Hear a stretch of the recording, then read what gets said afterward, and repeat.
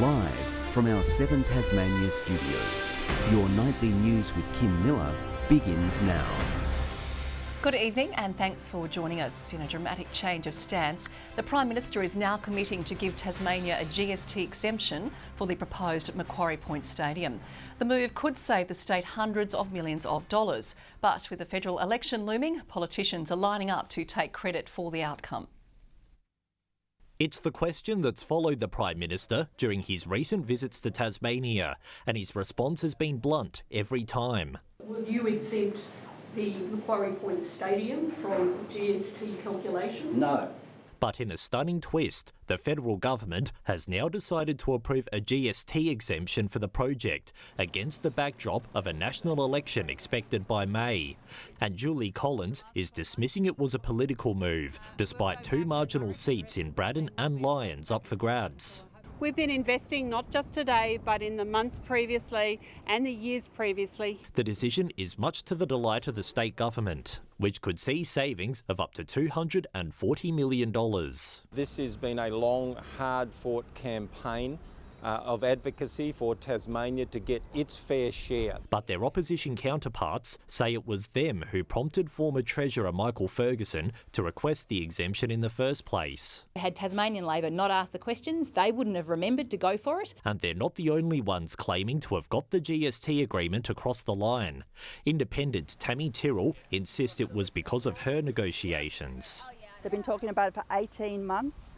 And it's one of those things where an independent senator could do it, and they didn't or couldn't. But the Greens argue the money being invested into the stadium precinct could be better spent elsewhere. Regardless of this GST exemption, Tasmanians are still going to be paying through the nose for something that we don't need that should be going into houses and healthcare instead. The PM is expected to visit Tasmania's west coast tomorrow, which will mark his 4th visit to the state since September, a sure sign the unofficial election campaign is in full swing. Anthony Dodd, 7 Tasmania News. Former Tasmanian Supreme Court Judge Gregory Geeson has been sentenced to 12 months in community corrections for breaching an apprehended violence order in New South Wales. His lawyer told a city court his client has lost everything. Comes after a Victorian judge found Mr Geeson guilty of assault and emotional abuse at the Hobart Magistrates Court last month. Despite ongoing staff shortages, the government is spruiking a milestone with its health hiring blitz. Around 1,500 workers have been put on since April, but the turnover is around 1,600 a year. The state's health department says that's on par with other states. The department is pulling out all the stops because the fact is that we're already 370 net clear. The Health Department is hoping to hire 500 additional staff by the end of the current reporting year.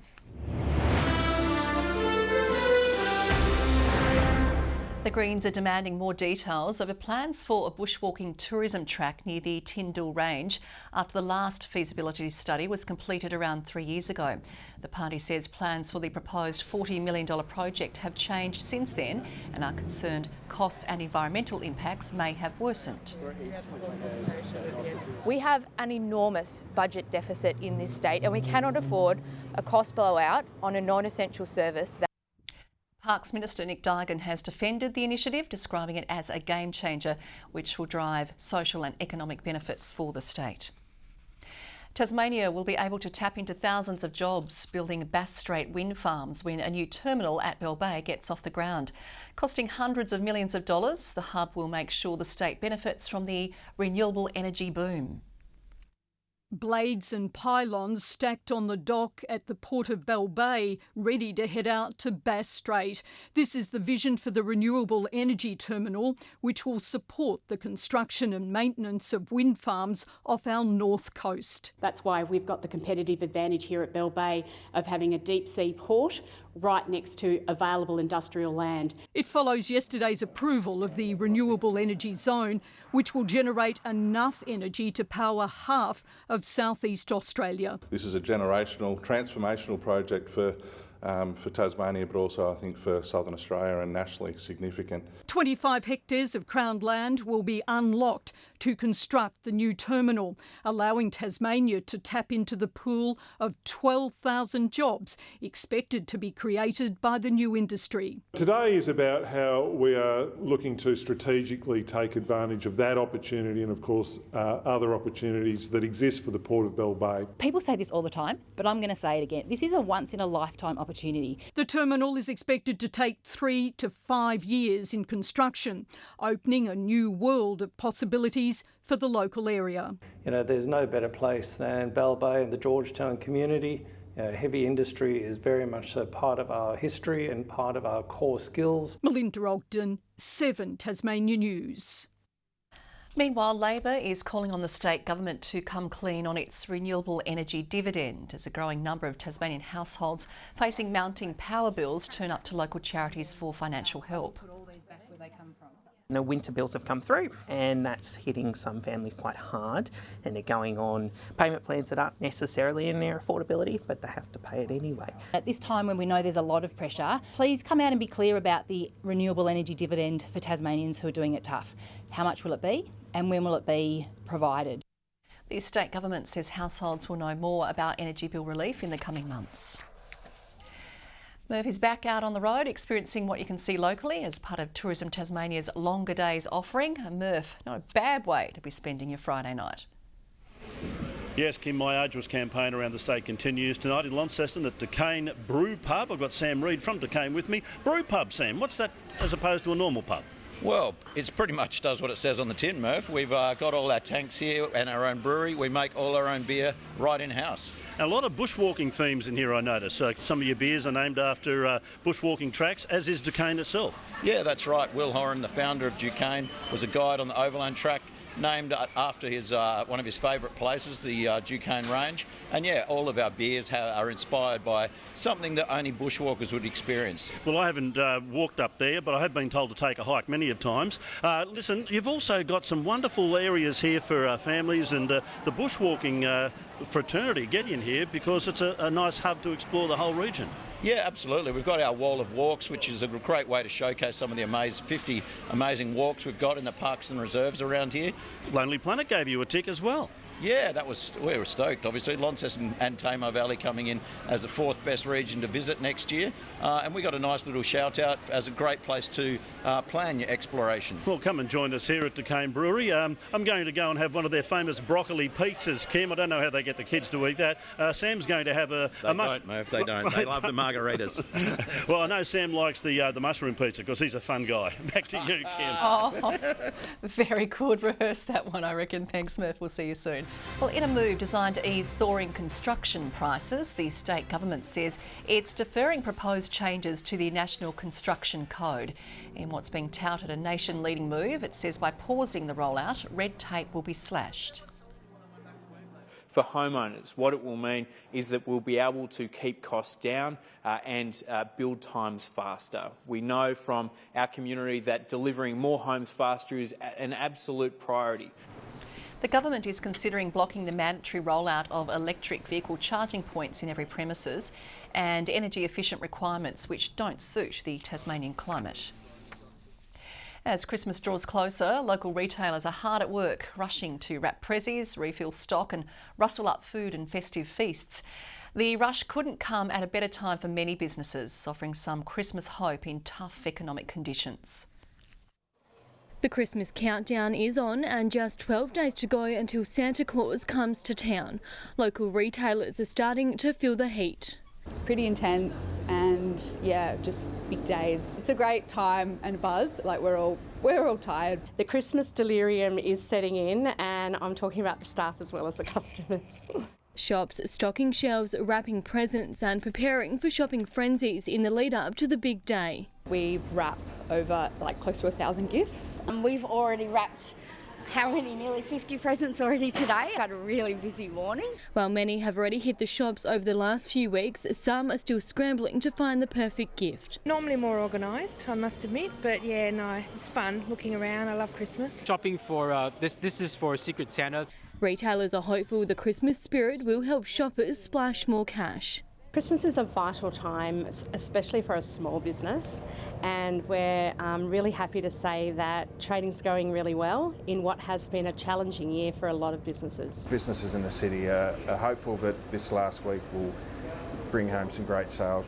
As for the festive feast, Hobart's fish markets are expecting locals to swarm shops to find the perfect catch to plate up on Christmas Day. Hundreds of tonnes of seafood will be snapped up, the majority of that crayfish, prawns and oysters.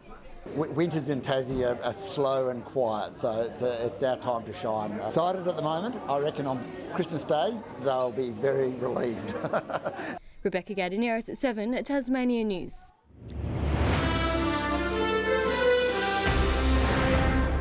The stories of everyday Tasmanians will take centre stage when the Australian Musical Theatre Festival returns to Launceston for its 6th rendition next year.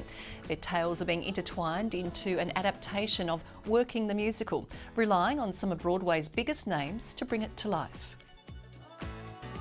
So local stories will be in this musical, but it's got the music from Stephen Schwartz, who wrote Wicked, and Lin-Manuel Miranda, who wrote Hamilton. Using real stories, especially Tassie stories, is going to be so exciting, and yeah, it's very close to home. Tickets for the 5-day festival in May are on sale now. Well, 10 Tasmanians are diagnosed with cancer each day, and after being struck with an aggressive tumour, Carol Fogarty knows only too well how it can turn lives upside down. So I had 4 months of intensive chemo, and then a following 9 months of chemo as well, and I had 6 weeks of radiation. We are an organisation that is more than 85% funded by the community, so every dollar that is actually donated to us through our Christmas appeal continues to help our supportive care services. The Cancer Council encouraging everyone to dig deep, today launching its Christmas appeal. Well, some of Tassie's top foodies are gearing up to tickle their taste buds, ready to test the best of the best at the Taste of Summer's Judging Awards. The likes of Massimo Miele, Louise Radman and Mia McIntyre will make up the panel, serving up several awards. Most unique spirit or liqueur, best local drink, best Tasmanian produce showcase, cultural cuisine and local excellence, and the best sweet treat. There's a lot of adrenaline. There's a lot of work that goes into it, so to be able to go there and support the event and also be part of the judging is going to be quite special. This year's lineup will boast 75 stall holders.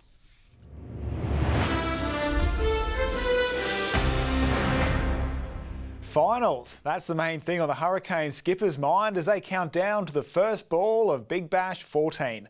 The lineup will look very similar to last year as a couple of imports touch down in Tassie today for a second roll of the dice. The sun is shining, Captain Hurricane's been pulled out of storage and the imports have landed in Hobart. It can only mean one thing, the Big Bash summer is almost here. After a run of disappointing early exits, the Canes reckon this is their year. I just think there's a sneaky feeling around the group though this year that success is imminent. In charge of driving that success in his second year at the helm is Canes skipper Nathan Ellis. I'll leave no stone unturned to try and lead this squad to success and do everything I can for us to be in the best position to do well. Mac Wright will miss at least the opening half of the season, still recovering from a knee injury earlier this year. He'll be replaced by 2-metre-tall Marcus Bean, who's been playing alongside Nikhil Chowdhury and Will Prestwidge in the Queensland Premier Cricket. Reigning Hurricanes Player of the Season, English quick Chris Jordan, is putting the team before his own personal achievements. If I can help out the team with my performances and my form, I'm more than grateful, but big focus is to get the team up and running and to kind of make a deep run in the playoffs this year. Finals isn't the only target they've set, hoping to get 10,000 through the gate each home game. Well, there's not many better atmospheres than a full Ninja Stadium. 5 out of the 10 games for the Hurricanes will be held here at Ninja Stadium, and then potentially finals if they make it. January 10th, there's the Ponting Foundation game, where a percentage of the tickets sold will go towards helping children with cancer in what will become a yearly tradition. It's all about raising money for the families who are going through a really horrible time and supporting them to make that as painless as possible. The first game is next Thursday, when the Purple Army take on the Melbourne Renegades in Geelong. We're looking forward to the Hurricanes making a real mess of the competition. Lily Thompson, 7 Tasmania News. Jordan Crawford doesn't seem to mind his recent relegation to the bench. High scoring for Tasmania in his 22 minutes on court last night, while playing outside the starting 5 for just the second time in his professional career. It's not about me. It's about the rest of them guys. They need me regardless if I'm playing 2 minutes or 40 minutes. So when I'm on the court, I'm going to bring energy. When I'm on the bench, I'm going to bring energy. And that's just what I'm going to do. The Jackies jump into the top 6 with last night's 100-76 win over the Breakers, their first triple-digit score of the season and a club record 5th straight win. Devonport Paralympian Dion Kenzie is retiring after more than a decade at the forefront of Australian para-athletics. The now 28-year-old has been running since age 12 and set the record as the first Australian with cerebral palsy to break the 4-minute barrier over 1,500 metres. In 2017, he took gold at the World Para-Athletics Championships. It also has a silver and bronze medal from 2 Paralympic Games. Yeah, both are pretty special. I think obviously winning that World Championships means so much just because it is my only world title. Dion's not giving up running altogether. He's planning a step up in distance for marathons and fun runs. Move over Super Bowl. It's time for Tasmania's Gridiron Stars to take to the field in this weekend's Tiger Bowl. The Launceston Gorillas play the Hobart Knights, facing each other in the decider for the 7th time. Despite both teams sitting on a 6-2 record this season, the Knights are going in as underdogs, having recently lost to the Gorillas 50-0. We need to do the simple things well. We've been working with the guys at practice just to focus on ourselves, make sure that we don't get too focused on what they're doing. Catch the action at Launceston's Royal Park, 2 p.m. tomorrow. Oh, well, here we are. How about that? I'm still here at Duquesne, enjoying a very nice twilight here in Launceston. One of the many lively places, the hundreds of lively places that you can find around Tasmania during the longer days of summer that we're experiencing, as we encourage you to get out and about and enjoy some of the great offerings in our backyard, such as an event, a festival, or even maybe a marketplace. Speaking of our backyard, let's see how the weather was today. And Hobart reached 19 today, Launceston 23, Devonport 22, while Burnie had a high of 21. St Helens, our maximum around the state, 26 the top. Friendly Beaches 23, Smithton and Flinders Island all 19. King Island 18, Grove and Strawn 17. Lyawini just 13 as temperatures sat a bit below average around the state. Some light showers over the west and south this morning cleared as the cloud with the weak cold front brushing the south of the state moved off. Further north, the thunderstorms continued over inland WA, extending to the top end as well, with more cloud down the coast from North Queensland to northern New South Wales. Tomorrow, a high to our northwest will provide a ridge over the nation's southeast, with troughs remaining over most of the north of the mainland. Winds mostly northwesterly tomorrow and up to 20 knots over Bass Strait and southern waters. Saturday's forecast for Hobart. Tomorrow, partly cloudy and 21 degrees. Same for Oatlands, but the chance of a shower in Medina. 22 and fine in Launceston, partly cloudy, and 18 in Devonport and Lyawini. 19 the top for Burnie, 40% chance of a shower in Strawn, and 17 the high for Marrawar. And low 20s expected along the east coast, a possible shower though for Swansea. And the next 3 days, a sunny Sunday on the way for most of Tasmania. Temperatures on the rise on Monday, but the chance of a few showers moving in, and then more showers statewide on Tuesday. Further north tomorrow and partly cloudy for Perth and Adelaide, a sunny 25 in Melbourne, a hot one for Canberra, and showers forecast for Brisbane. And current conditions here in Launceston at Duquesne, 22 degrees, but it feels more like 25. Remember, if you're finding it hard to get out and about, go to Discover Tasmania /longer days, and you'll be able to find some great things to do while the longer days are ahead of us. With this strawberry drink, it's a strawberry drink, I don't know, strawberry something. I think this is going to be a longer day than I first envisaged as well. I think some time to get home. Donna is waiting for you to cook her dinner. And that is all your news for now. Thanks for joining us. Enjoy your weekend. Good night.